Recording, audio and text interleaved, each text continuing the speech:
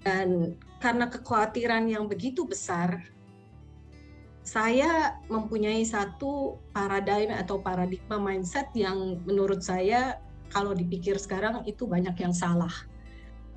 Tapi ternyata zaman sekarang itu nggak bisa begitu. Anak saya punya siklus tidur berbeda dengan saya.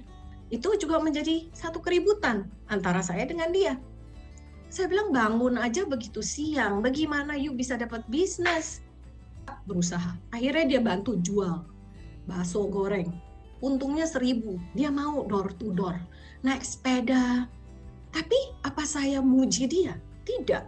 Saya malah mengatakan, wah kalau kamu kerja begini terus, bagaimana ya?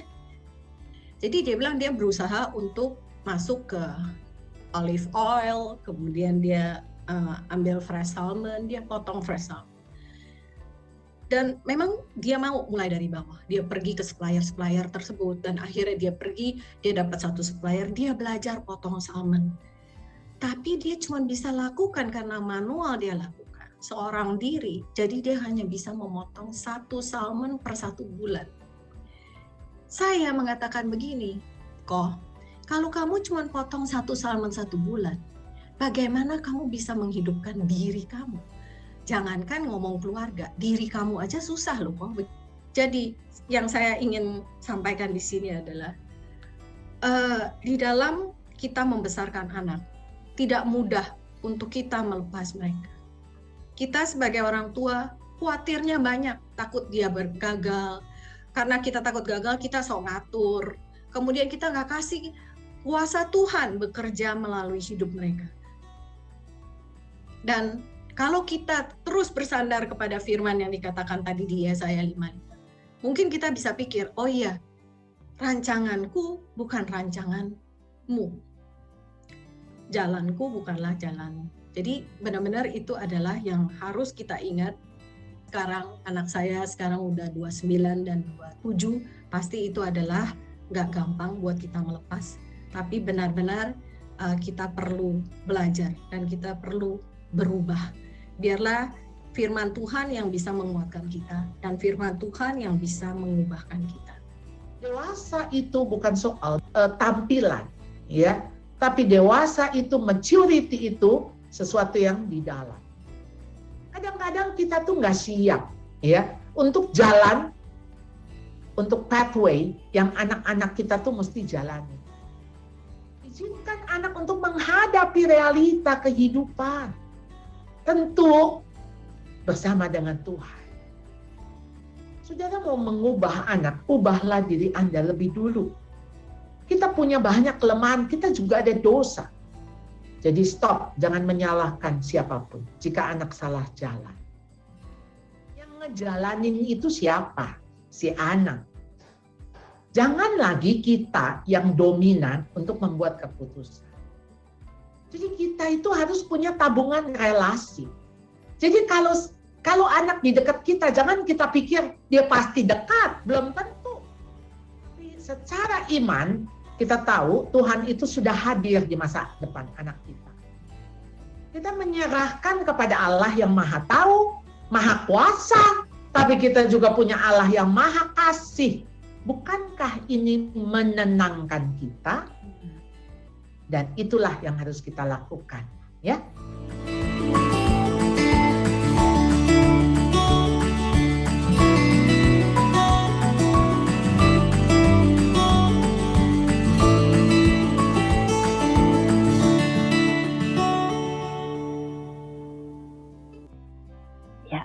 Oke, selamat siang Bapak Ibu, peserta webinar Learning to Stop yang ke-7. Selamat datang, ketemu lagi dengan saya Dia, perwakilan dari Family First Indonesia dan Sekolah Atalia. Video yang barusan Bapak Ibu saksikan adalah potongan-potongan dari webinar yang lalu, Learning to Stop yang ke-6, Letting Go, melepas anak keluar dari sarang. Jadi bulan lalu kita sudah membahas tentang bagaimana sih ketika kita memasuki fase melepas anak keluar dari sarang. Apa yang bisa kita persiapkan, apa yang bisa kita hindari, dan apa yang bisa kita lakukan agar relasi kita dengan anak tetap terjaga. Nah, Bapak Ibu, hari ini kita akan belajar tentang fase terakhir, yaitu fase ketika kita tinggal berdua saja dengan pasangan di rumah, anak-anak sudah keluar dari rumah. Nanti kita akan ngobrol-ngobrol dengan pembicara kita, ada Ibu Charlotte Priyatna, dan juga ada tamu spesial yang nanti akan membagikan pengalaman mereka. Oke, sebelum kita mulai, kita akan membuka acara ini dalam doa. Saya ingin meminta dengan hormat kepada Bapak Himawan selaku Direktur Eksekutif Family First Indonesia untuk membuka acara ini di dalam doa. Silakan, Pak Him. Baik, Ibu Diah, terima kasih. Mari Bapak Ibu, kita mengawali webinar kita dengan doa bersama-sama. Bapak Surgawi, terima kasih Tuhan. Hari ini kami boleh belajar sekali lagi tentang hal yang sangat penting di dalam kami menjadi orang tua. Kami sadar Tuhan bahwa kami punya banyak sekali keterbatasan. Kami tidak akan pernah bisa menjadi orang tua yang sempurna. Tetapi kami bersyukur bahwa Tuhan memampukan kami untuk menjadi orang tua yang lebih baik lagi atas anugerah Tuhan, pertolongan dan hikmat dari Tuhan. Dan kami berdoa di dalam nama Tuhan Yesus sepanjang kurang lebih 90 menit ke depan ini kami boleh belajar tidak hanya dari Ibu Charlotte tapi juga dari Pak Agus dan Ibu Vita yang juga hadir untuk membagikan pengalaman mereka, kesaksian mereka sehingga menjadi sebuah pembelajaran dan juga impartasi dan inspirasi yang baik buat setiap dari kami. Kami siap Tuhan untuk menerima berkat dari Tuhan melalui hamba-hamba-Mu ini. Di dalam nama Tuhan kami Yesus Kristus, kami serahkan webinar pada siang hari ini. Amin. Nah, hari ini kita punya tamu sangat spesial karena kita impornya agak jauh gitu ya. Biasanya pembicara kita sekitaran Tangerang Selatan atau Jakarta. Nah, ini ada pasangan jauh nih dari Semarang yang sudah bersedia sharing dengan kita pada siang hari ini. Ada Bapak Agus dan Ibu Vita. Hari ini pasangan suami istri sekaligus akan cerita. Bapak Agus dan Ibu Vita sudah menikah selama 30 tahun dan mereka dikaruniai 3 orang anak, 1 menantu dan 1 cucu. Mereka aktif melakukan pelayanan suami istri dalam wadah Moment of Unity sejak 2008 dan mereka adalah representatif rumah konseling LK3 di Semarang sejak 2018. Nah, pasangan yang melayani di bidang marriage counseling ini telah menelurkan beberapa buku tentang keluarga dan pernikahan. Menarik nih Bapak Ibu karena Pak Agus dan Bu Vita ini memang mendalami bidang marriage counseling. Kita akan melihat ya bagaimana mereka menjalani hari-hari mereka setelah anak-anak mereka dewasa. Nah, setelah itu nanti setelah Bapak Agus dan Ibu Vita akan disambung oleh Ibu Charlotte Priyatna yang adalah pendiri sekolah Atalia. Dan beliau telah berkecimpung di dunia pendidikan dan parenting selama 20 tahun. Bersama rekan sepelayanan di Yayasan Pendidikan Kristen Atalia Kilang pada 2012, Ibu Charlotte mendirikan sekolah gratis untuk kalangan tidak mampu, yaitu Sekolah Pinus, pendidikan integral untuk semua. Oke, tidak perlu berlama-lama, kita akan panggil Pak Agus dan Ibu Vita, boleh di spotlight dan di unmute. Ya, selamat siang Pak Agus, Bu Vita. Ya, terima kasih Dia. Terima kasih sudah mau sharing bersama. Iya. Khususnya untuk Bu Charlotte dan Pak Him, selamat siang juga. Selamat siang. Oke, untuk mempersingkat waktu Pak Agus dan Bu Vita, silakan sharingkan kisah Bapak Ibu tentang fase berdua dan fase ketika anak-anak sudah besar. Monggo. Iya. Nanti tolong diingetin ya waktunya, saya kalau ngomong lupa berhenti nanti. Oh siap, nanti saya giniin ya, saya kasih tanda ya. Silakan nanti Pak. ketika dia bahwa ini adalah bab terakhir, saya merasa, tadi saya ngomong sama istri saya, waduh ini kita sudah sampai di fase terakhir nih, bentar lagi mati nih.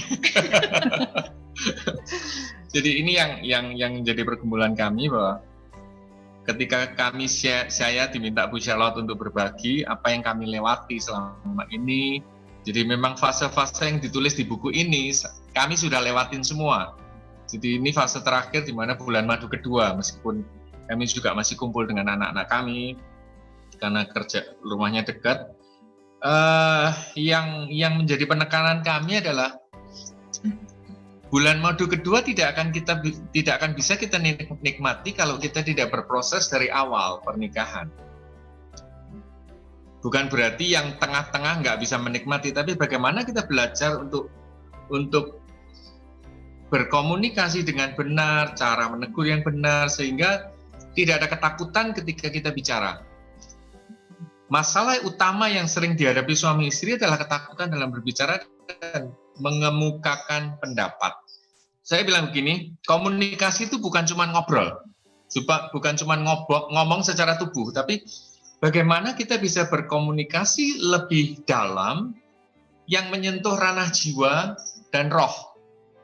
Maksudnya begini, kalau kita ngomong secara tubuh itu kamu sudah makan belum, kamu mau kemana, kamu pulang jam berapa, itu komunikasi secara tubuh. Tapi komunikasi secara jiwa itu lebih menyentuh perasaan. Aku senang kamu pakai baju ini, pujian, kata-kata lemah lembut, aku senang kalau kamu mau nemenin aku makan, kita bisa ngobrol. Dan komunikasi secara roh adalah bagaimana kita bisa berdoa bersama, kita bisa menyembah Tuhan bersama. Jadi 3 poin komunikasi ini tidak boleh lepas dari relasi suami istri. Kami pun masih sampai hari ini kami masih sering beda pendapat, masih sering konflik.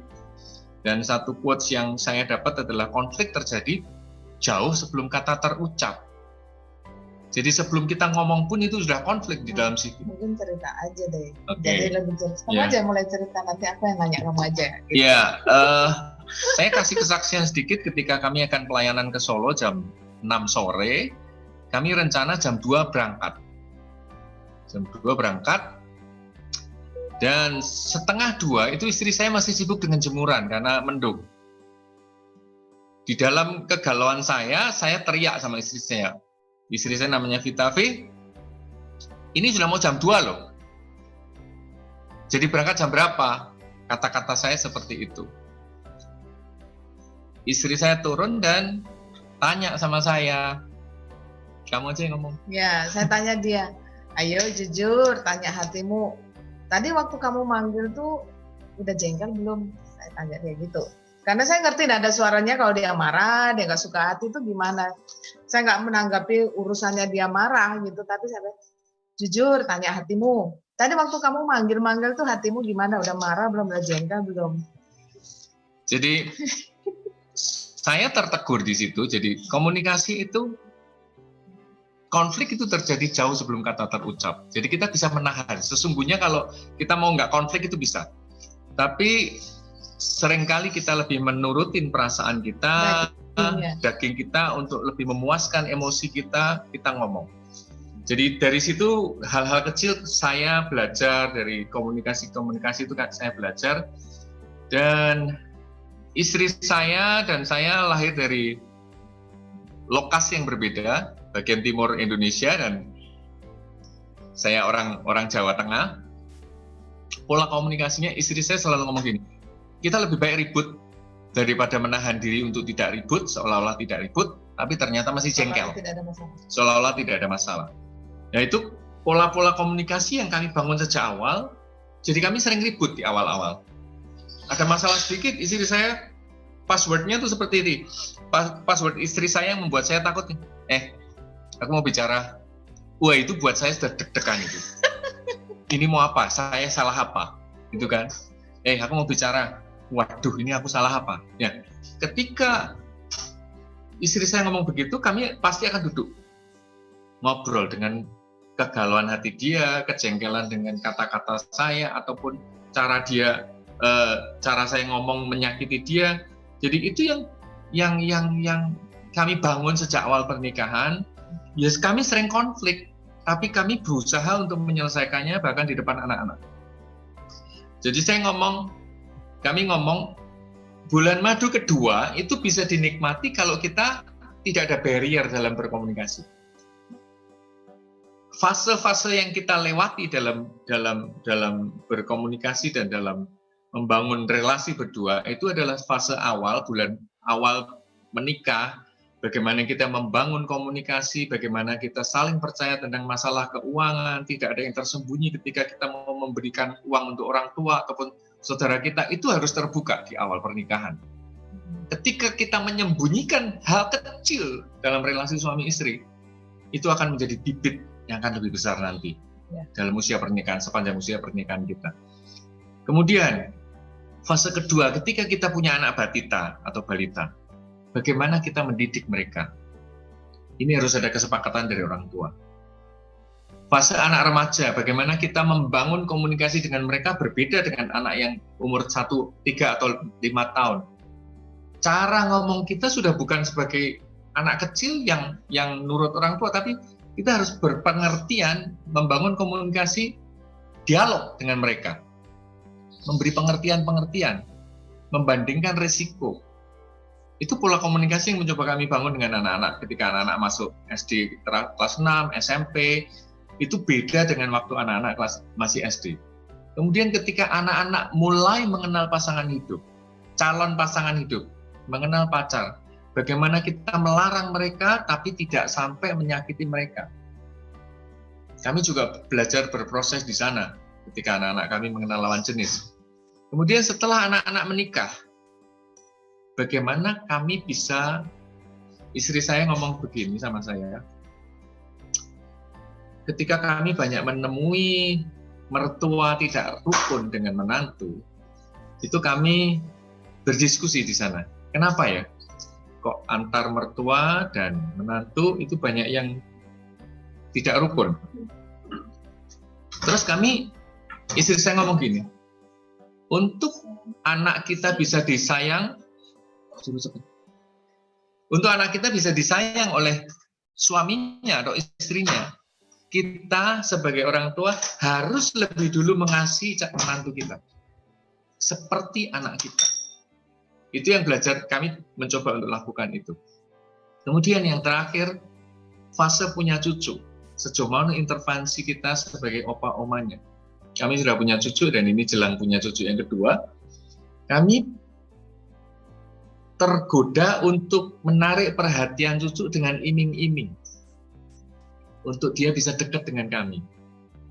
Tapi ternyata setelah dia punya babysitter, dan babysitternya itu duduk, dia menemani dia bermain, saya kalah saingan dalam tanda petik.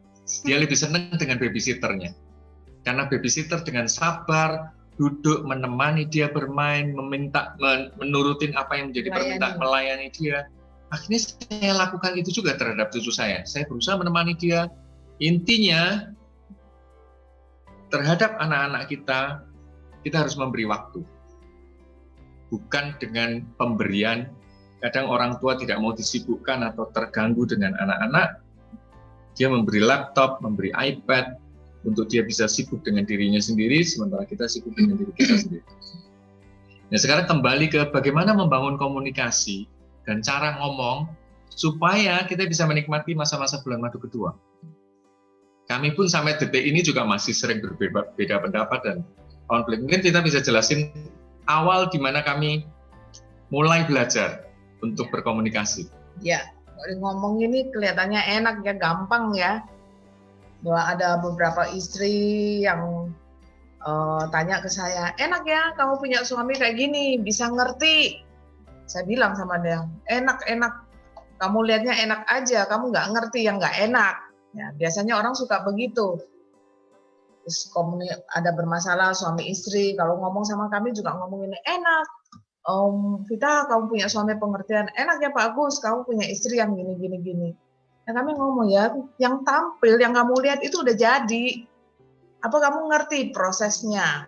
Nah, biasanya orang itu bilang kita enak-enak karena dia nggak tahu prosesnya. Dan saya yakin setiap kita bisa jadi relasinya enak, komunikasi enak karena kita mau diproses. Nah, firman Tuhan di mana itu Amsal 27 ayat 17 dikatakan bahwa besi menajamkan besi, manusia menajamkan sesamanya. Nah, itu udah firman ngomong gitu. Jadi suami istri itu baik ribut. Ya kita ribut ya nggak apa-apa, ribut rukun. Ada bukunya Andar Ismail itu ya, kita juga belajar di situ. Ribut rukun. Nah, suami istri begitu, ribut-ribut terus juga nggak baik. Rukun terus nggak mungkin. Jadi kita ya ribut, rukun ya kadang ada ributnya. Firman Tuhan bilang besi menajamkan besi, manusia menajamkan sesamanya. Ya belajar, berproses. Dan saya juga salah satu kelemahan saya itu saya sulit untuk bicara. Bicara itu lambat sekali. Jadi kalau orang ngomong satu topik kepada saya cuma mendengar. Mau nanya nggak berani. Dan kadang kalau saya pulang, saya cerita sama Pak Agus, dia bilang, lah terus gimana? Saya bilang, nggak tahu. Lah kamu udah nanya? Enggak. Nah itu kelemahan saya di situ. Saya tidak suka bertanya, karena saya juga bingung. Nanti kalau saya bertanya tuh gimana gitu. Banyak berkecamuk di dalam pikiran saya, sehingga akhirnya mendengar satu hal atau kumpul dengan seseorang, dari datang sama pulang, saya diem. Itu kelemahan saya. Tapi saya bersyukur dari kelemahan saya itu masuk di dalam keluarga, relasi saya sama suami itu memberi satu kelebihan buat saya. Jadi kalau bicara, kami ribut, saya banyak diam dan mendengar dia. Nah terus sampai saya berpikir, mengolah di dalam pikiran saya, hati saya, itu satu password saya yang tadi di awal Pak Agus bilang itu, aku mau bicara. Nah jadi saya memikirkan segala sesuatunya tuh lama gitu. Dan saya ngomong, hati saya udah tenang, emosi saya udah reda, saya bilang, aku mau bicara. Mau ada waktu enggak? Aku mau bicara. Nah itu dia dek di situ, karena dia suka bicara. Dia suka bicara, saya suka mendengar dan memikirkan itu. Dan di awal pernikahan bilang ini, kenapa kami harus belajar komunikasi? Karena dulu saya suka diem. Jadi kalau mama relasi kami buruk kayak gitu, konflik saya suka diem, nangis diem-diem, berdoa diem-diem. Dan sampai suatu saat sampai saya udah merasa, aduh menikah kok nggak enak begini ya, saya salah mengambil langkah untuk menikah gitu. Dan untungnya masih ingat Tuhan, masih punya Tuhan. Jadi saya datang kepada Tuhan, saya bilang gini, Tuhan, aku berhentilah, salah nih saya menikah sama orang seperti ini, dia nggak ngerti keinginan saya, dia nggak peduli sama saya. Contohnya begini, kalau jalan gitu ya, saya suka ketinggalan. Kalau ketemu teman, saya nggak dikenalin. Karena dia suka ngobrol, asik bicara, terus sampai dia lupa kalau udah menikah dan bawa istri. 1-2 kali nggak apa-apa, 3-4 kali seterusnya saya mulai marah, ngambek. Saya nangis. Saya ngomong sama Tuhan, wah salah nih saya menikah. Saya nggak disayang sama dia. Nah, akhirnya satu kata yang Tuhan ingatkan kepada saya, kalimat ya, dibilang ini, Vita, bagaimana suamimu ngerti isi hatimu, keinginan-keinginanmu kalau kamu itu tidak bicara dengan dia. Nah saya bilang, kalau saya mau bicara sama dia, kami mesti ribut. Karena saya salah, kalau bicara dulu itu ngomongnya tuh kamu gitu. Nah ternyata di situ Tuhan mengajarkan kepada saya bagaimana bicara dengan suami itu, jangan pakai kata kamu. Di buku Vita, suamimu bukan malaikat itu. Itu menjadi judul buku kami karena saya mulainya Tuhan bilang begini, Vita, suamimu itu bukan malaikat, bagaimana dia tahu isi hatimu. Nah, kamu harus bicara dengan dia keinginan-keinginanmu. Saya bilang lagi, kalau bicara sama dia kami mesti ribut. Nah, di situ lagi Tuhan mengingatkan saya bilang step by step Tuhan itu memimpin bahwa ngomong sama suami itu jangan pakai kata kamu, tapi mulailah dengan dirimu, mulailah dengan kata saya. Nah, dari situ saya mulai balik, saya ngomong, aku suka loh kalau jalan digandeng. Aku suka kalau ketemu dengan teman-teman itu kamu mengenalkan aku. Nah, saya rasa itu mulai kami belajar berkomunikasi di awal pernikahan kami. Iya. Yang terpenting dalam menjalani setiap fase itu bukan caranya. Aku harus bagaimana kalau anak saya sudah remaja. Aku harus bagaimana kalau aku sudah punya menantu. Aku harus bagaimana kalau aku sudah punya cucu. Bukan itu. Sesungguhnya yang lebih penting bukan setiap fase dalam kehidupan kita, tapi bagaimana kita membangun relasi untuk bersama-sama menghadapi setiap fase dalam kehidupan kita. Jadi relasi suami istri itu harus terbangun atas dasar friendship, bukan garis tegas untuk setiap aktivitas yang terjadi dalam rumah tangga. Oh, kalau di rumah itu tugasmu, kalau di luar tugasku. Aku cari uang, aku cari nafkah. Kalau urusan rumah itu kamu. Nah, ketika sudah membuat garis tegas, itu akan membuat kita semakin ada sekat dan ruang kosong antara suami istri. Saya menggunakan istilahnya Bu Charlotte, ada ruang kosong dan sekat antara suami istri ketika kita membuat garis lurus. Urusan ngajarin anak, urusan ngelesin, itu istri, bukan suami. Nah, ketika itu terjadi dalam relasi suami istri, akan ada pemisahan yang secara tidak sadar membuat kita semakin jaraknya jauh. yang saya lakukan dan istri saya sampaikan ke anak laki-laki kami bahwa zaman sekarang sudah tidak model suami dilayani oleh istri.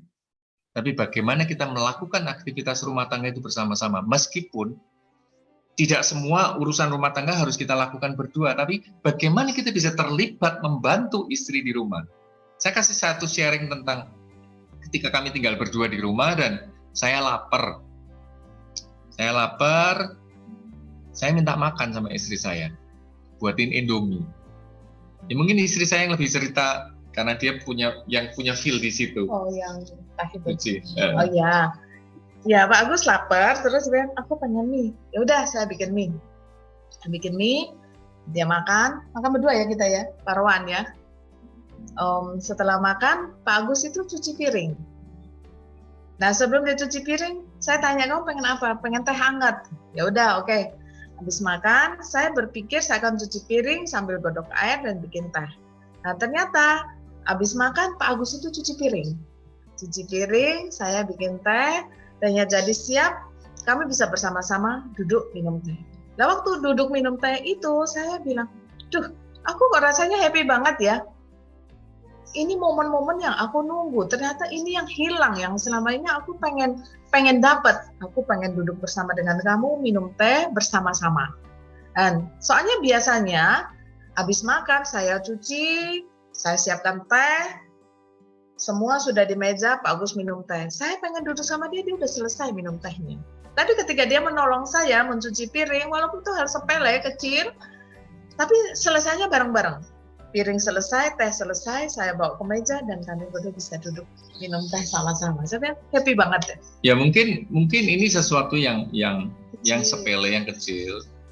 Ya mungkin Bapak Ibu perlu tahu, para suami juga perlu tahu bahwa sejak 2009 hampir setiap pagi saya merapikan tempat tidur. Itu karena apa? Karena 2009 itu juga saya sok romantis jadi suami. Ketika saya pelayanan ke luar negeri, saya pesen lewat teman saya karena melewati ulang tahun istri saya dan tolong beliin bunga buat istri saya. Artificial bisa harga sekian. Ketika pulang, saya tanya, saya harapannya terima kasih ya untuk bunganya. Pengen dipeluk, pengen dicium karena habis dari pelayanan keluarga. Tapi ternyata jawabannya, ngapain sih beli bunga besar-besar kayak gitu?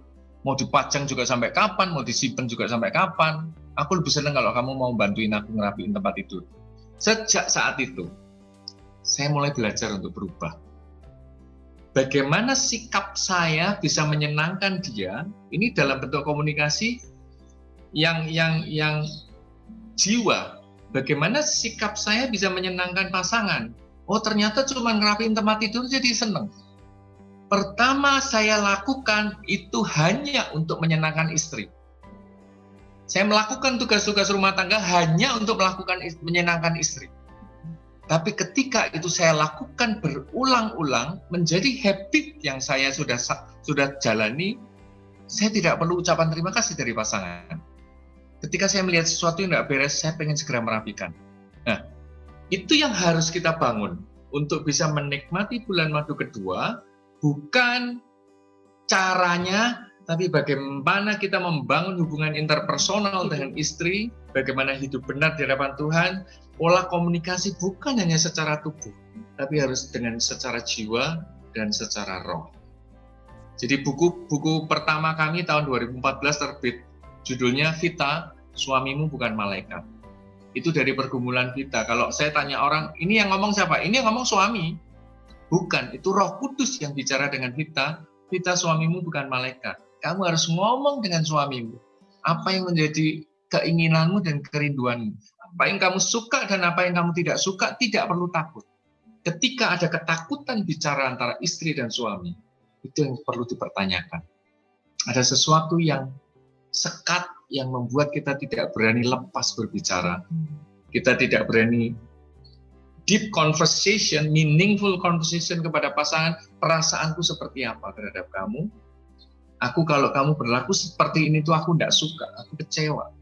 Itu harus berani diungkapkan dan disampaikan. Supaya relasi suami istri itu benar-benar clear dan tidak ada barrier. supaya saat ini ketika usia-usia sudah jelang bulan madu kedua, usia bertambah, kita tetap bisa menikmati komunikasi yang baik secara tubuh, jiwa, dan roh. Semakin sayang, ya kan? Tambah usia, tambah mengerti, tambah cinta. Saya kira udah waktunya udah cukup ya dia ya. Itu yang bisa kami bagikan sih. Jadi kami masih banyak pergumulan.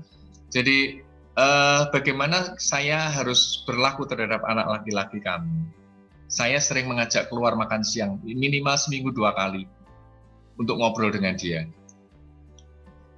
Saya mencoba untuk menjadi ayah yang ideal bagi anak-anak.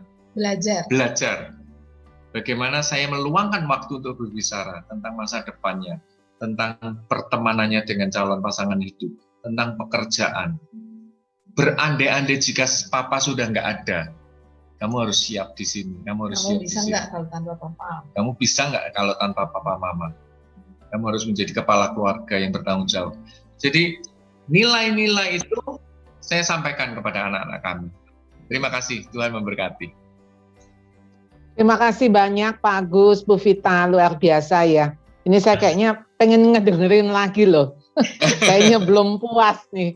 Ini baru cuman appetizer-nya ya, tapi saya kok mendapat berkat luar biasa ya. Saya diingatkan juga. Nah, hari ini memang tema kita khusus ya, indahnya bulan madu kedua ya. Jadi tentu saja kalau Anda menikah pasti Anda pernah bulan madu. Tapi Anda mau mengulang nggak bulan madu itu? Dan mestinya itu bisa kita lakukan bulan madu itu, ya. Nah, Pak Agus, Bu Vita sudah 30 tahun, kalau saya 32 tahun ini ya, usia pernikahan. Dan saya yakin Bapak Ibu yang ada di sini mungkin dari yang 5 tahun atau 10 tahun, kita nggak tahu sampai kapan ya kita bisa masih bersama-sama, ya. Apakah Anda siap ketika anak Anda beranjak dewasa? Kalau dewasa, kemarin kita bab 6, bagaimana melepas mereka keluar dari sarang. Anda mesti ingat peran dan fungsi Anda di dalam keluarga. Kalau Anda jadi suami, berarti Anda memiliki pasangan, yaitu istri. Kalau Anda menjadi istri, berarti Anda punya suami. Lalu kemudian Anda dikasih anak, Anda jadi papa atau jadi mama, lalu dan ketika itu Anda memiliki anak. Waktu anak-anak Anda menikah, Anda menjadi mertua, yang artinya Anda memiliki menantu. Kalau anak dan menantu Anda dikaruniai anak, Anda menjadi opa, oma, dan Anda memiliki cucu. Saya dan Pak Agus, Bu Vita itu sudah sampai ke tahap yang keempat itu ya. Jadi kami sudah sampai di sana dan tadi kalimat Pak Agus, kami masih terus belajar. Dan belajar itu seumur hidup. Cuma dari seluruh peran-peran ini, saya ingin kembali ingatkan peran yang pertama. Selama suami atau istri kita masih ada, itu artinya itulah peran utama. Kalau peran utama ini beres, maka ke bawah-bawahnya beres. Tapi kalau itu aja nggak beres, jangan harap Anda bisa beres jadi papa mama, apalagi jadi mertua, apalagi jadi opa oma. Jadi di sini being Anda sebagai suami ataupun sebagai istri itu yang perlu beres di hadapan Tuhan. Karena ketika kita menjadi suami, ketika kita menjadi istri, itulah panggilan yang Tuhan mau kita menjadi being husband, being wife, dan ketimbang having itu seolah-olah kita akan menekankan tuntutan. Kita akan bilang, loh ini kan saya punya suami, ya suami dong yang beresin tempat tidur, istri dong yang ambilin teh. Masa untuk ngambilin teh aja kamu keberatan? Nah, itu yang adanya tuntutan. Akhirnya apa yang terjadi? Alih-alih kita menjalankan fungsi peran kita as a being tadi, malah yang ada kita menuntut. Jadi ini ketika kita berada di usia-usia perkawinan yang dimana sebentar lagi kita melepas anak keluar dari sarang. Apakah emptiness itu akan menjadi emptiness kita? Relasi Anda berdua sebagai suami istri, bukan saudara, itu saya bold, karena seringkali kalau sudah mulai uzur, banyak sekali pasangan ngomong gini, aduh kita mau udah kayak bukan suami istri lagi, kita mah kayak saudara.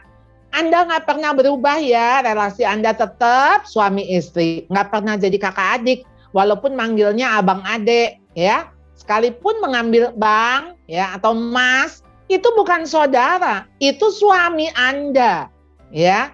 Nah, relasi Anda berdua sebagai suami istri akan mempengaruhi relasi Anda dengan yang lain yang tadi saya jelaskan.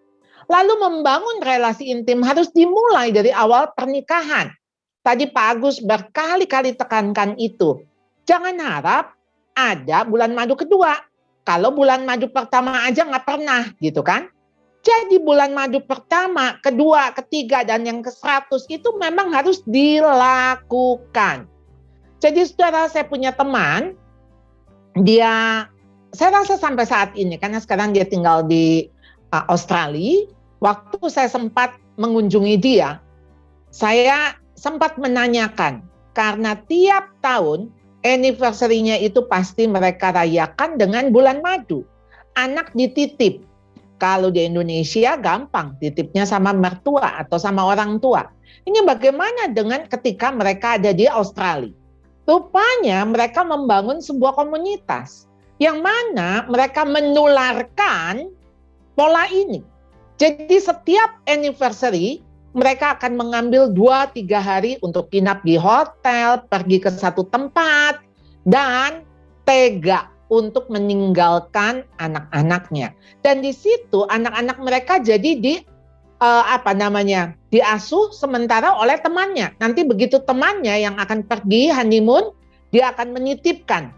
Wah, saya bilang luar biasa kalian ini ya. Saya bilang betul-betul mengutamakan, mengagendakan momen-momen penting ini. Tadi saya bersyukur ya, wedding anniversary 74% menganggap penting. Ya, karena apa? Karena ini salah satu lem, saudara ya. Relasi itu mesti dipelihara, mesti dirawat. Seperti Anda merawat pohon, itu kan mesti disiram, mesti dikasih pupuk. Dan fokus pada relasi Anda berdua menjadi prioritas dalam mempersiapkan hari tua. Ingat, Anda tuh hari tua kembali berdua, ya. Jadi ketika sekarang anak-anak nih ya, family ada di tengah, itu menjadi fokus Anda, ini sangat bahaya sekali. Anak-anak tidak boleh menjadi center. Kalau menjadi center, ini satu hari, saudara, ya. Ketika anak-anak ini pergi, maka di tengah-tengah di antara mereka itu adanya apa? Kekosongan. Kosong karena anak-anaknya pergi. Harusnya di mana posisi anak-anak? Posisi anak-anak mestinya ada di samping. Mau anaknya 10, 5 di kiri, 5 di kanan. Pokoknya anak pergi satu persatu, mereka tetap bergandengan tangan berdua. Jadi hubungan Anda berdua itu tidak dipisahkan oleh anak. Harus punya waktu berdua, ya. Nah, jadi di Amsal 17 ayat 6, mahkota orang-orang tua adalah anak cucu, dan kehormatan anak-anak ialah nenek moyang mereka. Anda lihat di sini ada dua belah pihak, yaitu orang tua dan anak cucu. Jadi mahkota orang tua, kebanggaan orang tua siapa? Anak cucu kita. Tapi kebanggaan anak-anak cucu kita siapa? Ya kita lah, ya. Maksudnya kakek neneknya, nenek moyangnya begitu, ya. Jadi ketika kita ke bawah, kita juga mesti menjadi kebanggaan bagi mereka, yang mana mereka juga menjadi kebanggaan bagi kita, ya. Jadi seringkali kehadiran cucu ini, ya, siapa didik siapa ini, ya. Karena seringkali cucu memberikan tempat yang memang spesial. Saya sudah punya cucu, ya sudah ngerasain lah cucu paling cakep di dunia, ya cucu saya, kira-kira begitu ya. Cucu yang paling pintar di dunia, cucu saya. Itu buat semua kakek nenek, itu cucunya lah, begitu. Itu betul-betul memang ini rupanya yang memang ada bonding begitu ya. Jadi wah ini kalau bisa bikin cucu seneng, dia mau apa juga. Misalnya kemarin dia main dokter-dokteran begitu. Tapi memang dia pakai kabel charger. Wah, saya bilang bahaya sekali gitu, dia coba-coba masuk kuping. Wah, langsung saya pesenin, beli gitu ya. Dokter set main-mainan begitu. Rasanya tuh seneng sekali kalau bisa belikan dan melihat cucu senang. Cuman hati-hati, intervensi Anda kepada cucu itu bisa merusak sistem keluarga di keluarga anak Anda. Nah, memang waktu kemarin siang ini baru kejadian. Jadi cucu saya itu kan memang sulit sekali tidur. Jadi anak saya laki-laki, dia coba menidurkan si anaknya, ya, istrinya lagi pergi. Ya biasalah, sampai terakhir saya sudah dengar nih nangis gitu. Dan si cucu udah ngomong begini, mau tidur sama Omi. Dia panggil saya Omi ya, yang sebelah sana Oma, jadi sini Omi. Mau tidur sama Omi, mau tidur sama Omi. Aduh, itu hati rasa meleleh ya.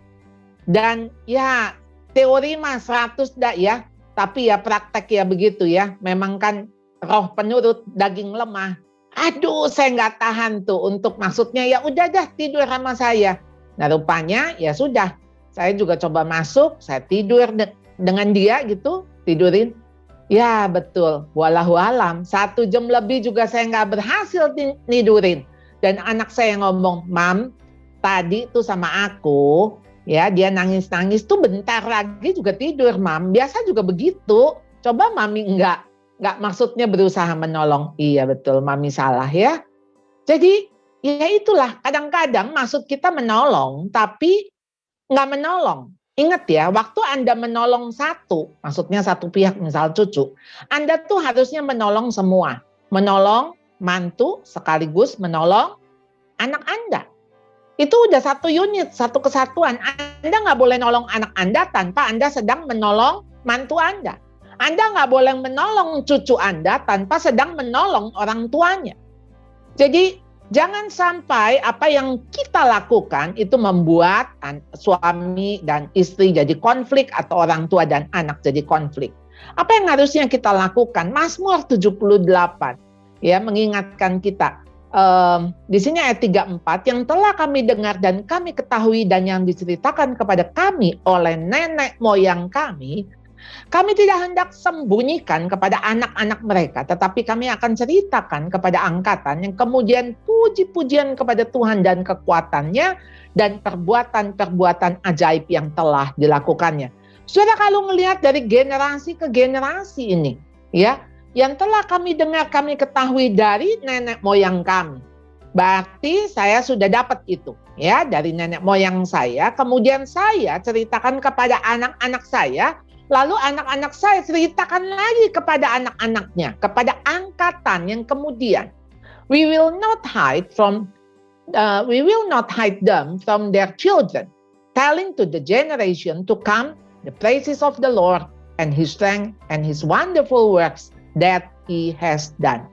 Apa yang mestinya kita ini orang tua, oma opa, ya, di masa ini kepada anak cucu mestinya menceritakan tentang Allah. Ya, jadi fokusnya bukan lagi ke kita. Iya, kamu sayang nggak sama Omi? Sayang nggak sama Opi? Sayang nggak oma opa?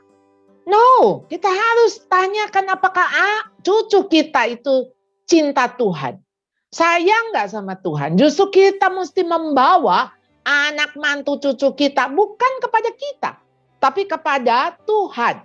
Ya, jadi kita berdua tapi tidak mendua, ya. Jadi ingat, sekarang apalagi Anda lebih punya banyak waktu.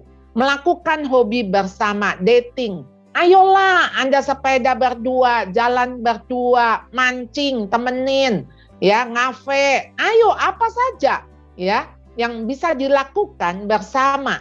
Ya, hargai setiap kesempatan yang ada. Selalu katakan mumpung masih bisa, mumpung masih sehat, ya. Semuanya ada kesempatan dan itu harus dipakai.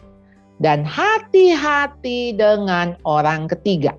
Kita tuh jangan mikirnya begini, kita mah udah tua. Ya nggak mungkin lah. Nggak mungkin lah. Kata-kata itu justru memberikan satu celah. Memberikan peluang. Ya, makanya kenapa di antara Anda berdua nggak boleh ada sekat. Karena Anda to become one. Anda sudah menjadi satu. Ya, tidak ada lagi ada pihak lain. Termasuk di sini pihak lain itu mau cucu, mau apa, nggak ada. Harus Anda berdua. Jangan ada apapun yang bisa memisahkan Anda suami istri. Justru ketika Anda sekarang ini sudah Anda katakan nih, sudah mulai uzur ya, umur 50 ke atas, mungkin 60 ke atas, ya sudahlah kayak saudara. Nggak ada lagi yang saudara. Anda nggak sepupuan sama suami Anda kok. Anda suami istri, ya. Jadi apa yang menjadi teman Anda itu mesti jadi teman kita, ya. Jadi nggak boleh temanmu atau temanku. Itu teman kita, ya. Anak-anak kita, mantu kita, rumah kita, semua itu kekitaan. Masalahmu adalah masalah kita. Jadi di sini perkawinan Anda sebetulnya penting sekali karena merupakan sebuah garis keturunan yang memberikan warisan. Warisan yang bisa dilihat oleh anak cucu. Kalau kita amburadul dan ini ada perkawinan yang 25 tahun, 30 tahun divorce, bercerai. Sedih sekali. Ya, saya pernah kedatangan suami istri, mereka sudah 35 tahun menikah. Ini yang bawa saya tuh anak dan mantunya. Jadi anak mantu lalu sama bapak ibu ini. Bapaknya udah umur 60-an sekian gitu. Lalu kemudian si ibu yang ngomong pertama kali. Dia mengatakan saya udah mau cerai lah, saya nggak tahan. Oke. Lalu si bapak ini rupanya yang kira-kira waktu itu dia umur 63 tahun. Dia itu ya maksudnya jatuhlah dengan seorang wanita ya yang usia 51 tahun single di tempat pabriknya. Jadi memang sering sudah nggak pulang. Awalnya masih pulang tiap hari dari Bekasi ke BSD, tapi lama-lama sudah tidak pulang. Seminggu sekali dan seterusnya sampai akhirnya diketahui bahwa ada orang lain. Lalu si istri bertanya, kasih tahu Ibu Charlotte, kamu udah yang keberapa ini? Ya saya cuma tanya, ini yang keberapa Pak? Iya ini yang kedua. Ya kok bisa jatuh lagi begitu? Ya, lalu si bapak hanya mengatakan, ya saya sudah tua begini, mau senang dikit masa enggak boleh? Loh ya mau senang dikit masa enggak boleh? Loh ya senang ya boleh toh Pak, saya bilang. Ya boleh, enggak salah. Tapi sekarang kesenangan bapak itu bukan senang, ujungnya tuh enggak senang Pak. Itu bikin bapak menderita juga kok. Ya, ini buktinya ibu sudah menderita. Sudah 2 bulan nggak bisa tidur. Jadi apa yang kita lihat di sini, saya bilang ibu juga mau cerai. Bapak juga mau senang dikit. Ini ya, bapak ibu ya sebetulnya udah deket mau ketemu Tuhan. Ya, ini bukannya pada beres hidup ya. Kenapa ya? Ini kita udah mestinya siap-siap ketemu Tuhan. Apa yang kita harus persiapkan? Ya tentunya setiap orang ya harus siap ketemu Tuhan. Umur 10 tahun pun ya bisa dipanggil Tuhan. Tapi ya kita ini semakin tua ya mestinya kita makin bijak ya. Jadi ayolah tetap connect atau selalu konslet ya. Pergi tidur di waktu yang sama. Ini saya kenapa kasih poin dan saya sengaja menuliskan kalimat ini. Anda harus pergi tidur di waktu yang sama.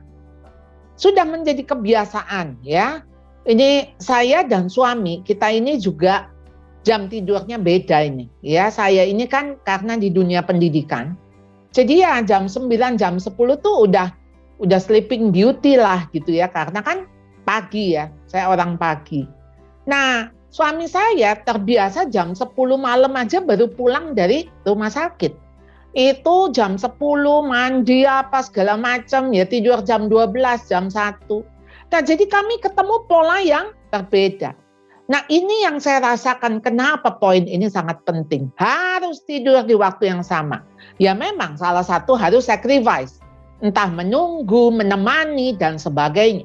Atau yang satu sacrifice untuk udah nggak nonton, nggak apa begitu, ya, temani istri untuk bisa tidur bareng. Tidur bersama itu membawa kepada satu percakapan, ya, yang saya bilang tetap connect itu loh. Harus komunikasi. Saya suka sekali tadi Pak Agus dan Bu Vita mengatakan komunikasi yang apa adanya udah. Jadi saya nggak takut mau ngomong apa aja.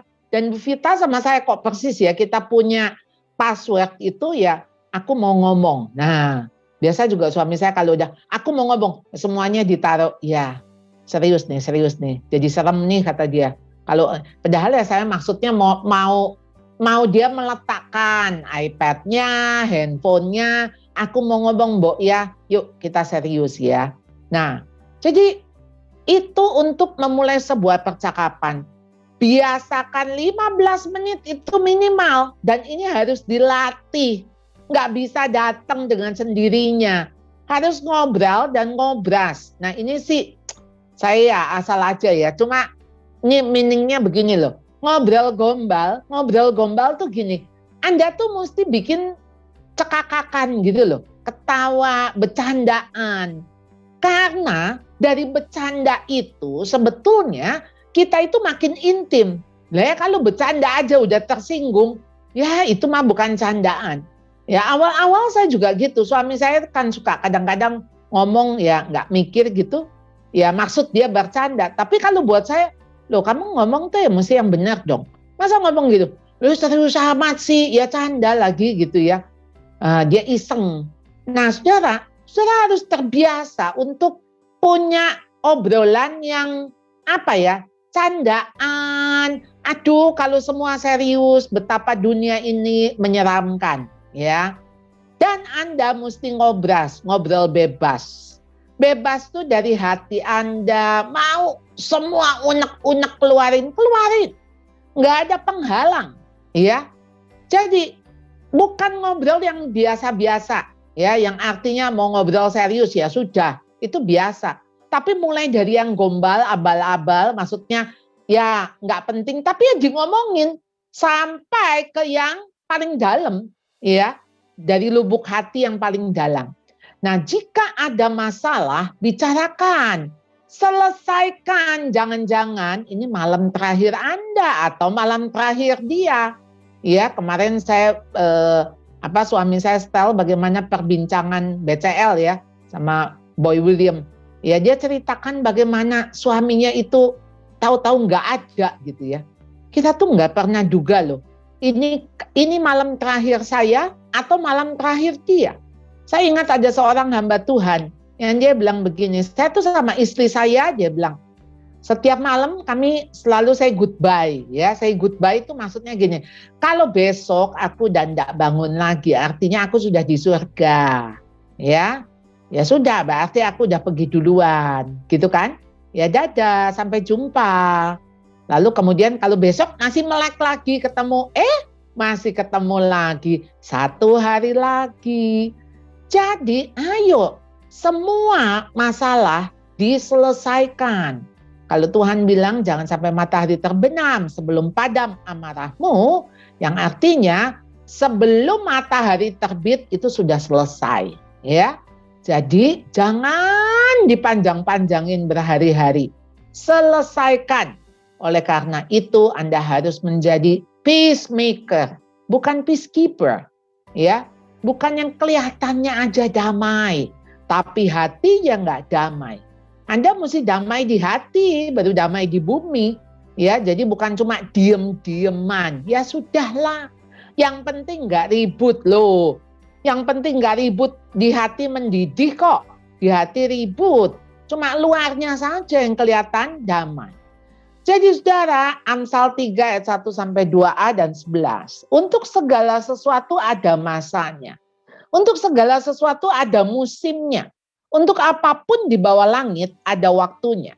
Ada waktu untuk lahir, ada waktu untuk meninggal. Dan ia membuat segala sesuatu indah pada waktunya. Saudara, di dalam masa-masa, fase-fase, walaupun saya harus katakan ini bukan fase ujung sekali ya. Ini ujung sekali ya ketika mungkin kita salah satu harus menjadi janda atau menjadi duda. Ya, tapi semua indah pada waktunya. Ya, kalaupun sampai seperti ini juga ya. Ini percakapan grandma. Remember when we were young? Lalu grandpanya, who are you? Lalu grandmanya, me too. Itu benar-benar ngomong gak nyambung banget ya. Jadi ya kalaupun itu indah, ketawa aja ya, sampai pada masa itu ya ketawa. Nah, bulan madu pertama sudah berakhir. Anda dapat mengulangnya dan merawatnya agar madu itu tidak terasa pahit. Saudara, saya mau mengambil satu ayat dari Amsal 5 ayat 3 sampai 4a ya. Karena bibir perempuan jalang menitikkan tetesan madu, dan langit-langit mulutnya lebih licin daripada minyak, tetapi kemudian ia pahit seperti empedu. Jadi tetesan madu itu bisa pahit seperti empedu. Saudara, dijaga, dirawat, dipelihara, supaya madu itu tetap menetes, madu yang manis, bukan lagi madu yang pahit seperti empedu. Kita akan masuk kepada diskusi. Oke, terima kasih banyak Bu Charlotte. Aduh, saya kayak kesindir banget ya Bu, waktu tadi Ibu bilang, ya anak jangan ditaruh di tengah, berarti saya harus revisi foto keluarga Bu. Anak masih di tengah. Oke, Bapak Ibu, kita akan masuk ke sharing sesi ini ya, tanya jawab. Sudah ada beberapa pertanyaan yang masuk. Saya akan bacakan pertanyaan pertama. Ini tidak langsung terkait dengan fase terakhir ini, Bu. Tapi ini kita narik jauh ke belakang ketika sebelum bahkan pasangan ini menjadi suami istri. Jadi ketika dalam statusnya masih pranikah, apakah kita boleh menyembunyikan sesuatu dari pasangan? Dan bagaimana cara untuk mengembalikan rasa percaya itu kalau misalkan ternyata di dalam perjalanannya, wah ternyata dia menyembunyikan sesuatu, gimana kita bisa trust lagi? Karena ini kan sebenarnya modal yang sangat besar untuk kita nanti berumah tangga, begitu kan Bu. Dalam kasus ini, pasangannya tidak menceritakan hal yang menurut dia, itu dia harusnya perlu tahu. Gimana Bu? Silakan. Iya, mau disembunyikan sampai kapan? Jadi artinya justru kalau pacaran, saya mengingatkan anak-anak muda pacaran, 6 bulan pertama itu pembicaraan itu harus pembicaraan yang serius banget. Jadi jangan canda-candaan, serius banget tuh tentang apa? Bagaimana pembicaraan tentang spiritual, pembicaraan tentang psychological, pembicaraan tentang sosial, tentang latar belakang keluarga. Harus dibicarakan. Jadi kalau dari awal dia udah nggak mau, misalnya, oh kamu ya, bapakmu bekas apa, misalnya gitu, ya sudah, bye-bye. Sebelum kita dalam, sebelum maksudnya hubungan itu jadi, cinta itu jadi kuat, ya. Nah, jadi di awal sudah kasih tahu, ya, bapakku ini pembunuh, ibuku pelacur, ya. Nah, aku ini anak adopsi. Lah kalau dia bilang, waduh bibit bebet bobot, ya, waduh kamu ini, ya sudah, bye-bye. Kita harus dengan orang yang menerima kita apa adanya, bukan ada apanya. Ya, kalau ada cakepnya, ada duitnya, ada apanya, itu mas semua orang juga mau. Justru apa adanya. Ketika nggak punya apa-apa, ya segini adanya, ya dia mau. Nah itulah cinta sejati. Jadi mesti dibereskan, ngomong sama dia bahwa bagiku penting, bagimu nggak penting. Ya, jadi apakah kita bisa latihan lagi terbuka apa adanya? Karena pacaran itu latihan ketika kita berumah tangga. Ya, salah-salah ya minta maaf, beres lagi, berdamai kembali. Salah-salah lagi, berdamai kembali, ya begitu. Memang latihan, nanti udah nikah mah isinya juga begitu. Salah, minta maaf, baikan, salah lagi gitu ya. Sampai bosen, sampai kayaknya sebelum dia salah kita udah tahu, oh pasti gini nih. Ya sudah, terima aja, wong sudah jadi barang jadi toh, ya udah bukan bahan baku lagi, ya sudah gitu. Nah, kalau kebenaran itu misalnya dicicil gitu boleh nggak sih Bu? Kadang-kadang kan ada orang gini, aduh saya nggak siap, nanti aja deh gitu ya. Ntar kapan ada konteks baru, ternyata aku dulu gini loh. Atau nanti kapan lagi, itu boleh nggak sih sebenarnya? Atau di awal kita keluarin semua nih, jelek-jeleknya, sampah-sampahnya kita keluarin semua. Setelah itu kan ya udah kamu take it or leave it gitu. Gimana Bu? Ya kalau buat saya ini kan tipe yang cepat ya. Ya saya lebih baik 6 bulan pertama wis blast. Yang artinya ketika kamu juga buka, saya juga buka gitu. Keluargamu kayak apa? Oh aku ya punya tante yang schizofren ya. Dia ngomong toh ya. Jangan maksudnya setelah kita mau nikah baru, loh itu aku punya tante yang loh ya kamu kok nggak cerita selama ini kok kamu tutupin. Loh itu bagi kita ya aku takut sih nanti kalau kamu ini malah kamu nggak mau sama aku. Lah kita bilang apalagi yang kamu tutupin, kan jadi begitu. Ya kalau sudah transparan itu menumbuhkan trust kita. Karena di dalam relasi suami istri yang ada adalah trust kok. Ya, trust. Iya, berarti solusinya atas pertanyaan ini adalah itu ya, mereka harus ngobrol lagi dan memang harus saling terbuka di awal ya Bu ya. Iya. Supaya kalau memang ada hal yang nggak bisa diterusin ya sudah jangan. Yang artinya kan ya jangan udah pacaran 5 tahun nanti ditinggal gitu kan. Ya. Oke, baik. Untuk pertanyaan kedua Bu, ada penanya spesial Bu yang mau langsung tanya ke Ibu. Silahkan Ibu Equivalen. Ini dia lagi galau Bu, newlywed. Silahkan Alen, boleh langsung. Ya Bu Charlotte, terima kasih untuk materinya juga Pak Agus sama Bu Vita buat sharingnya. Untuk materi hari ini Bu tentang bulan madu kan memang aku sama suami juga masih baru banget, jadi masih sangat panjang perjalanannya. Cuma yang mau aku tanya Bu, kalau ngomongin tentang bulan madu kan orang seringkali menganggapnya adalah liburan berdua dengan pasangan segera setelah pernikahan berlangsung. Nah, karena memang kami kan menikahnya pada masa pandemi gitu kan, kemudian juga ayah mertua juga sakit gitu. Nah, sehingga terminologi liburan berdua aja sampai sekarang itu tidak terlaksana, dan kalau dianggap sebagai suatu fase ketika hidup berdua aja gitu ya, itu kan juga kami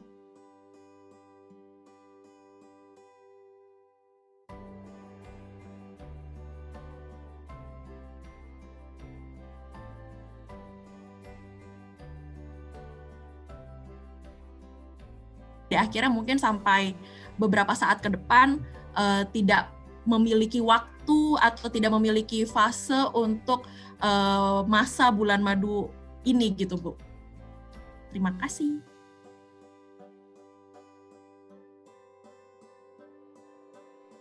Halo, tadi saya sempat kehilang ya karena saya punya itu nggak stabil. Boleh yang ujungnya tentang apa Ellen? Oh. Apakah misalnya kami tidak memiliki waktu atau kesempatan untuk benar-benar punya waktu liburan berdua khusus, ataupun fase hidup berdua saja gitu ya, akan ada dampak negatif nggak sih Bu ke depannya dalam pernikahan kami gitu? Oke. Buat kita ketika menikah sebetulnya yang kita perlukan bonding di antara suami istri, itu yang harus dilakukan. Kalau Alan berpikir dengan suami bahwa punya waktu berdua dikhususkan untuk ngobrol apa adanya, walaupun maksudnya masih hidup dengan orang tua yang memang juga sedang sakit, tapi punya waktu sepedaan berdua, setiap minggu bisa pergi, nggak apa-apa ya. Jadi artinya itu yang dipelihara, yang dijaga. Karena tujuannya bulan madu sebetulnya bukan soal perginya, bukan soal aktivitinya, tapi lebih kepada relasinya. Karena kalau selama ini pekerjaan misalnya ya sangat mengganggu sehingga nggak ada waktu bicara, nggak ada nih waktu curhat-curhatan, ya nggak sempet karena kita juga ngurus orang tua atau ini. Nah sebaiknya tetap harus ambil waktu itu. Jadi harus menyisihkan waktu di mana hanya berdua, agendanya hanya berdua, nggak bawa laptop ya, maksudnya nggak bawa laptop kantor, kemudian masih kerjaan urusan kantor, jadi betul-betul hanya berdua. Makanya kenapa setiap tahun ketika Anda bulan madu itu maksudnya juga semacam kayak rapat umum pemegang saham itu loh. Ya, kalau tiap tahun mesti evaluasi, ya disitulah kita evaluasi hal-hal apa yang selama ini jadi hambatan. Kok kamu sekarang udah nggak pernah cium aku lagi? Kok kamu nggak bilang I love you? Tapi Alan kan masih ini ya, masih wangi ya. Ini kayaknya madunya juga masih manis ya. Nah, buat kita nih yang udah 30 tahun yang kayaknya udah kebaca gitu, semua gerak-geriknya gitu ya. Jadi nggak ada deg-degannya lagi loh. Nah, padahal deg-degan itu tuh perlu, maksudnya deg-degan itu apa ya Pak Agus ya, Bu Vita? Kayak ada setrumnya ya. Berdebar-debar, Bu. Iya, betul. Harus ada berdebar-debar. Ya, nah, kan jantung Anda kan ada debaran kan, ya. Bahaya sekali kalau tidak berdebar. Jadi itu mesti ada gitu loh. Kayak apa ya, semacam passionate untuk cinta ya. Saya rasa cinta itu yang ketika Tuhan berikan juga ada getaran cinta. Nah, itu yang harus kita pelihara, Alan. Ya. Oke, next. Oke, Alen udah aman ya? Sudah terjawab ya? Aman, terima kasih Bu Char. Oke, Bu Charlotte, ada satu lagi peserta yang akan bertanya langsung sama Bu Charlotte. Sudah ada Ibu Bunga. Ibu Bunga ini mau cerita sedikit tentang pergumulannya dan nanti ada sedikit pertanyaan buat Ibu. Boleh di unmute Ibu Bunga? Iya, silakan Ibu. Ya, selamat siang. Terima kasih Bu Charlotte dan tim penyelenggara untuk kesempatannya. Saya kan posisi sekarang masih menjadi menantu ya, anak.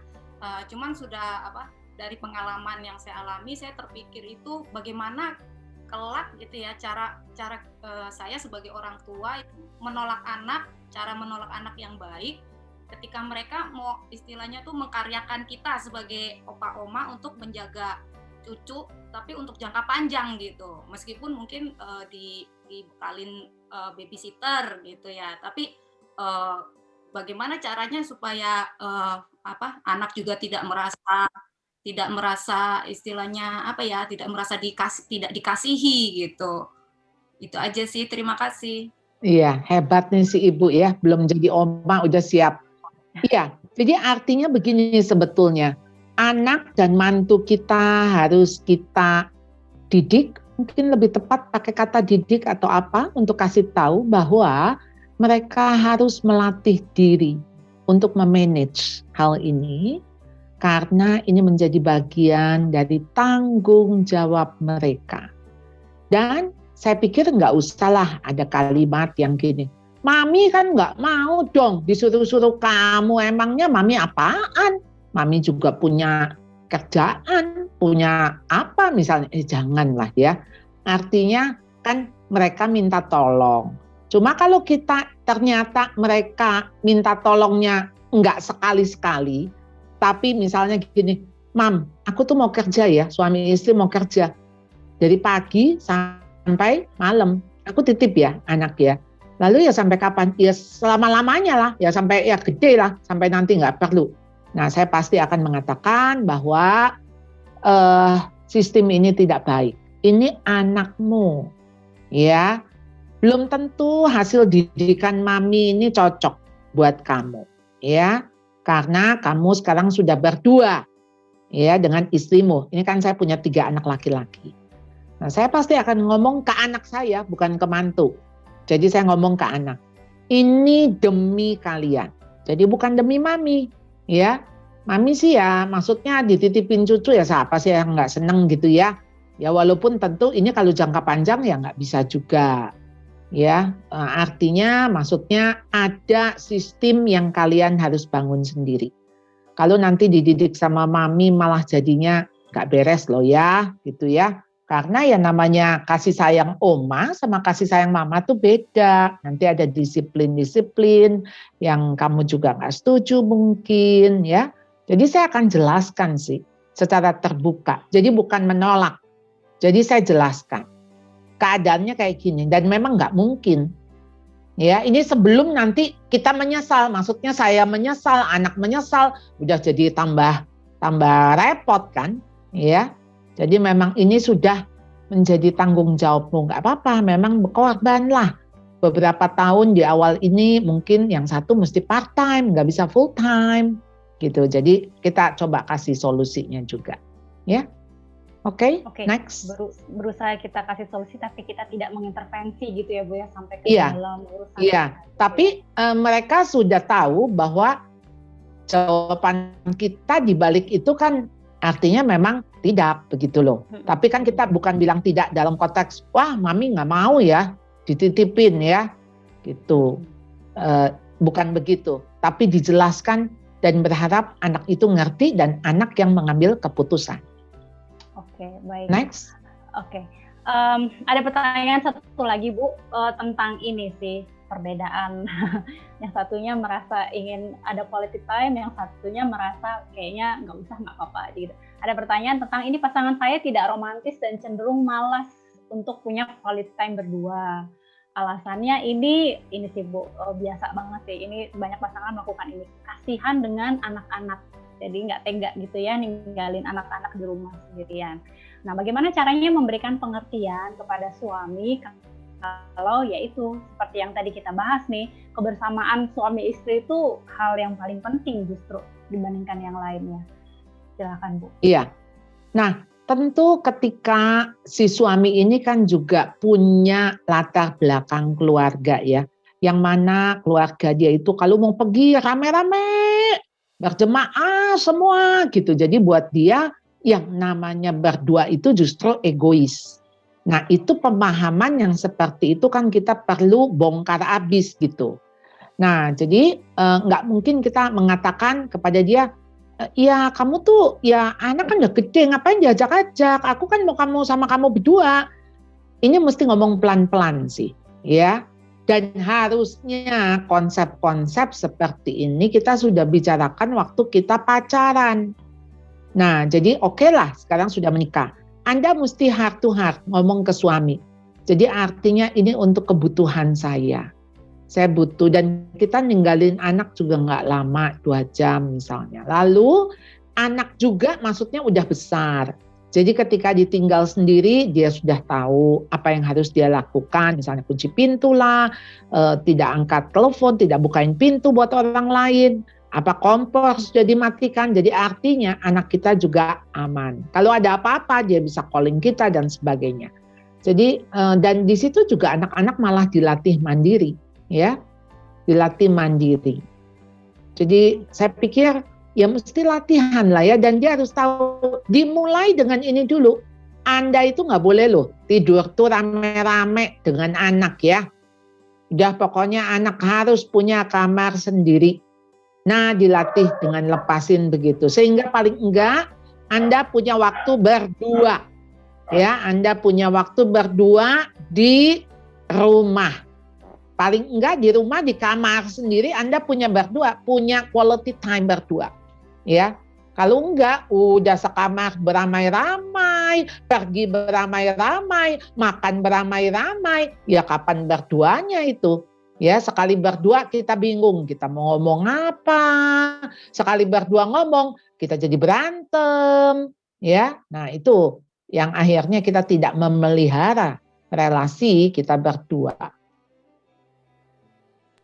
Ya, Oke, Bu. next. Ini sedikit mirip Bu tentang konflik. Jadi ada pertanyaan tentang saat ini si ibu ini sedang untuk menghindari konflik dengan mertua, dia tinggal dengan anak-anaknya, sedangkan suami tinggal dengan mamanya. Jadi kalau saya nggak salah paham ini mereka udah pisah rumah gitu ya.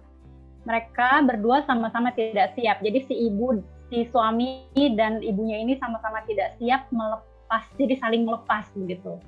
Nah, mertua selalu mencampuri urusan rumah tangga mereka dan selalu membela anaknya. Maka akhirnya dia mengambil pilihan tinggal terpisah. Dan suaminya sekarang setiap hari datang untuk mengunjungi istri dan anak-anaknya.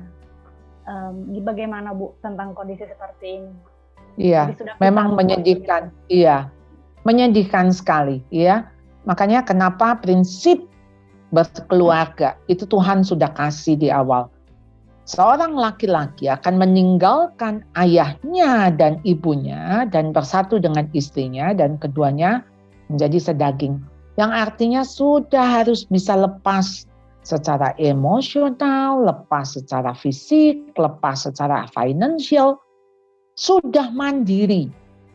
Kalau sekarang si nenek ini, si mertua gitu ya, atau ya mertua ini masih terus mencampuri, ya ini yang terjadi.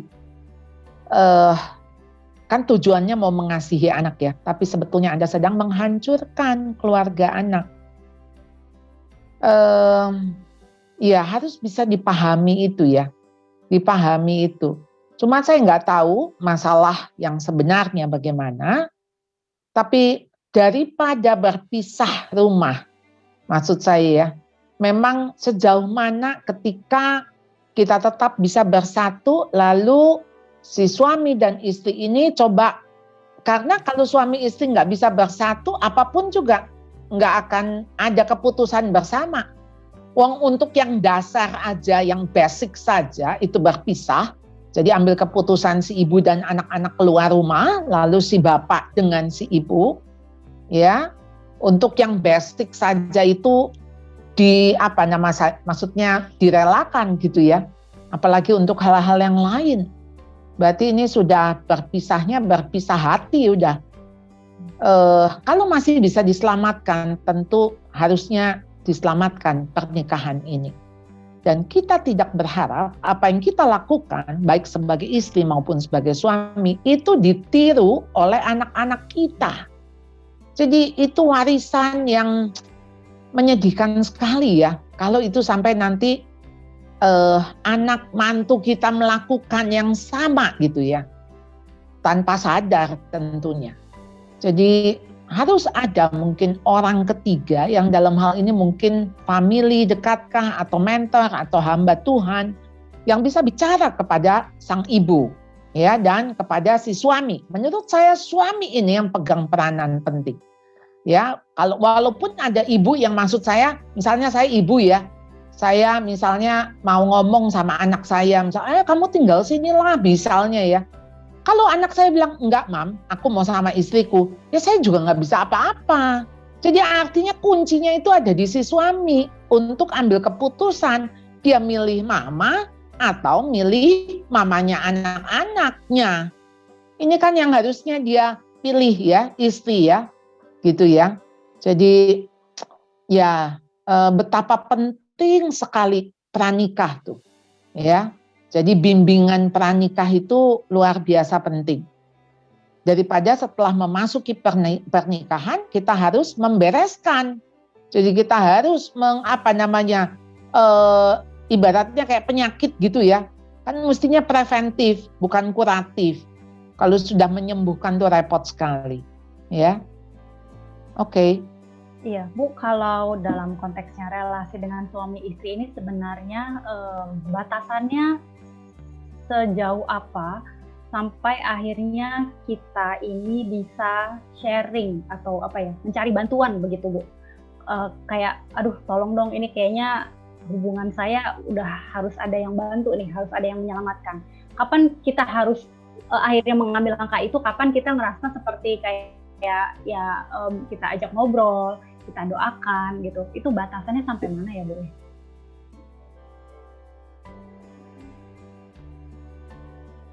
Iya, batasan untuk ketika konflik terjadi itu kan kayak kebakaran, ya. Gini aja, kebakaran yang mana yang masih bisa kita padamkan sama kebakaran yang kita nggak bisa pademin.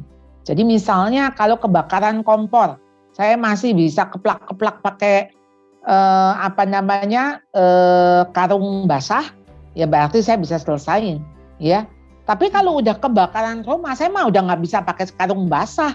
Saya udah perlu pertolongan orang tetangga untuk bantuin. Kira-kira sih, artinya begini. Kenapa makanya setiap hari, ini kan yang namanya pertengkaran, konflik itu kan tiap hari bisa. Tapi tiap kali bertengkar, mesti tiap kali dipadamkan apinya.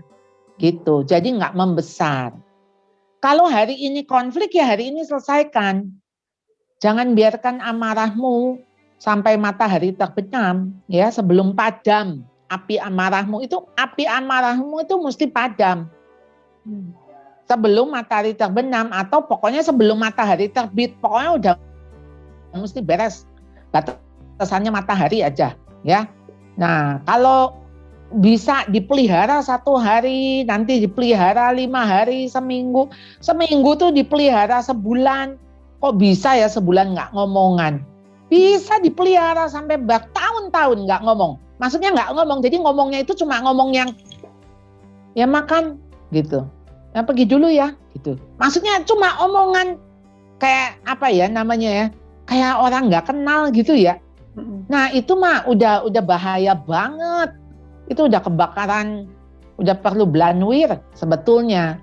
Ya, jadi kita tuh jangan ada kemarahan yang kita pelihara, mesti diselesaikan. Ya.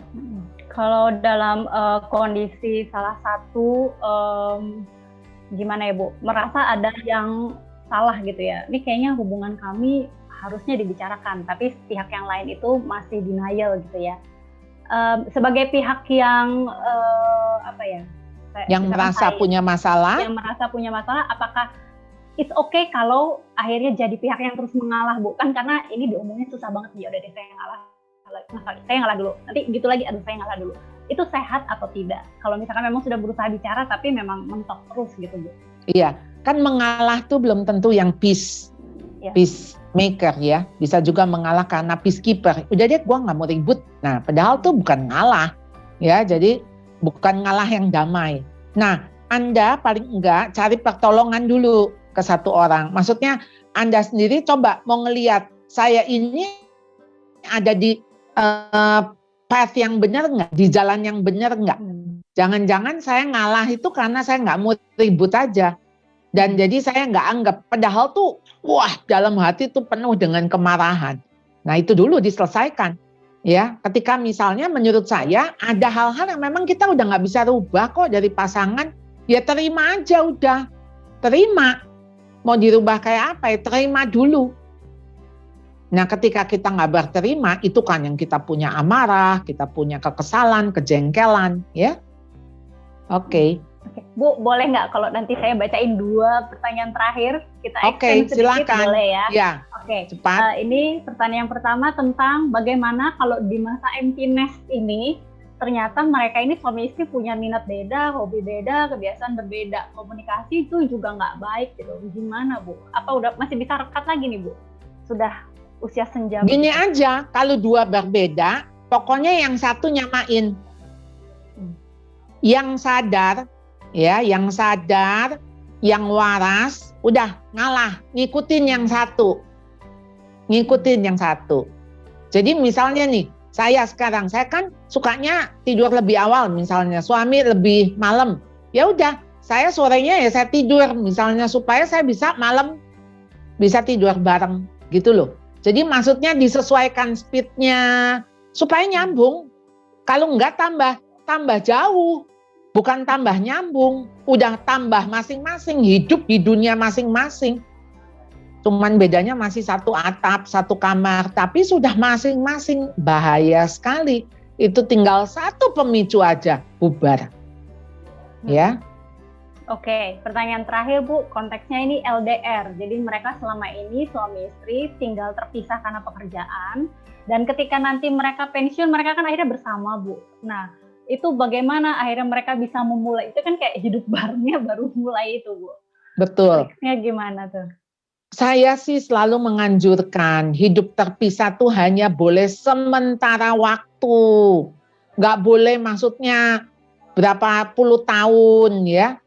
Ya Anda begitu menikah, Anda begitu pensiun, ketemu lagi. Itu mah udah udah kayak pasangan baru menikah. Yang maksudnya belum lagi dia kebentuk kan dengan sistem hidupnya selama nggak sama kita. Lalu kita juga kebentuk kayak gini. Lalu udah kebentuknya udah kan masing-masing udah tua ya. Jadi udah berkarang. Udah berkarang. Ya udah nggak mau ngalah, masing-masing udah punya reason. Bubar jalan. Dan akhirnya mereka bilang, kayaknya lebih baik kita nggak cerai, tapi kita pisah aja ya. Kita pisah lebih damai kok ya. Aku di sini, kamu di situ, ya. Sama saja, ya. Nah, kalau sudah kayak gitu, ya itu namanya sebetulnya sudah cerai. Saya selalu mengatakan boleh pisah, tapi untuk batas waktu tertentu. Misalnya 1 tahun. Setelah 1 tahun harus pindah, ngikut ya kepada suami.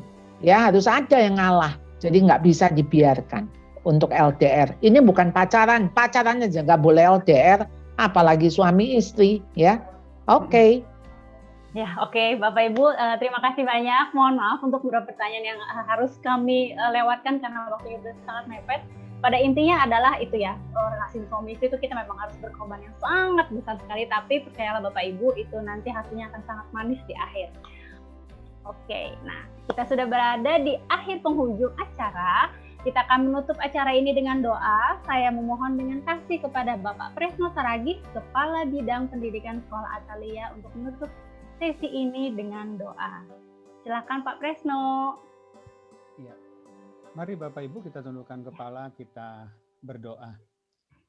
Kami sungguh bersyukur untuk pimpinan Tuhan di dalam webinar kami yang ke-7. Selama 7 kali pertemuan tiap bulannya Tuhan sudah memimpin. Dari kali yang pertama sampai yang terakhir pada hari ini. Kami terus diberkati oleh Tuhan lewat hamba-Mu, Ibu Charlotte Priyatna, dan juga lewat Ibu Bapak yang kemudian sharing tentang kehidupan mereka berkaitan dengan tema yang sedang dibahas.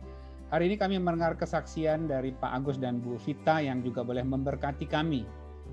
Tuhan kiranya webinar yang kami ikuti, mungkin ada yang 7 kali, 6 kali, 5 kali, dan seterusnya, tidak berhenti sekedar menjadi pengetahuan kognisi bagi setiap kami. Tetapi kami menerapkannya dalam kehidupan kami sehari-hari, bahkan menularkannya kepada orang-orang di sekitar kami, kepada anak cucu kami.